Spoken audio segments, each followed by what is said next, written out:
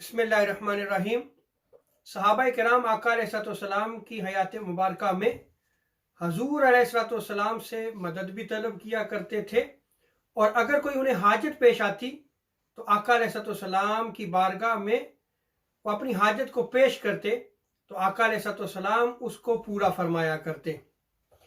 सही मुस्लिम की रिवायत में आता है, हज़रत रुबैया बिन काब रज़ियल्लाहु ताला अन्हु बयान करते हैं कि मैं आका अलैहिस्सलाम की खिदमत किया करता था, और हर रात मेरी ये ड्यूटी होती थी कि मैं आका अलैहिस्सलाम को वुज़ू कराता या इस्तंजा के लिए पानी आका अलैहिस्सलाम की बारगाह में पेश करता। तो एक रात आका अलैहिस्सलाम ने मुझे इरशाद फरमाया, ए रबिया, आज मुझसे जो चाहते हो मांग लो। तो हज़रत रबिया बिन काब आका अलैहिस्सलाम की बारगाह में अर्ज करते हैं, या रसूलुल्लाह सल्लल्लाहु अलैहि वसल्लम, मैं जन्नत में आपकी रफ़ाकत चाहता हूँ। तो आका अलैहिस्सलाम ने इरशाद फरमाया कि ए रबिया, जन्नत में तुझे मेरी रफ़ाकत मुयस्सर आ जाएगी, लेकिन तेरे लिए लाजिम है कि तू कसरत सजूद को इख्तियार कर। इस रिवायत में ज़रा आप गौर करें, जो आका अलैहिस्सलाम ने इरशाद फरमाया, ए रबिया, मुझसे मांगो, जो चाहो मांगो, ये आका अलैहिस्सलाम ने मुतलकन फरमाया।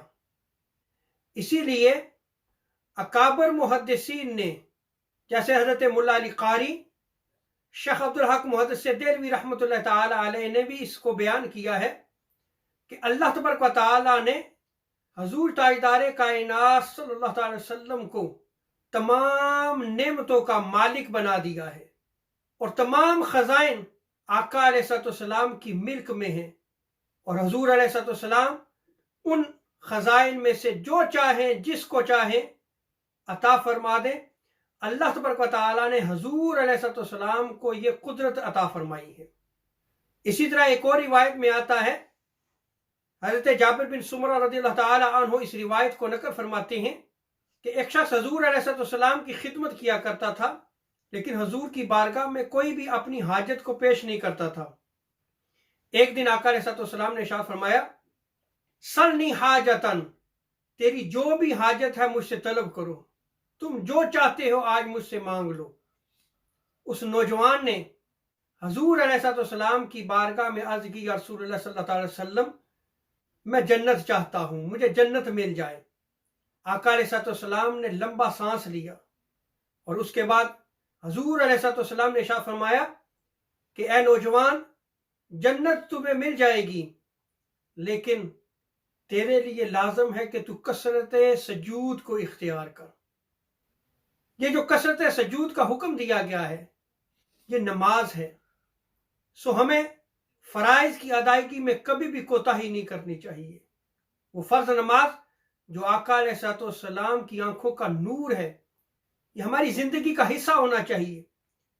इसलिए कि अगर कोई आका अलैहिस्सलाम की शफाअत चाहता है, उसके लिए लाजिम है कि वो शख्स कसरत सजूद को इख्तियार करे, नमाज को कभी भी तर्क ना करे।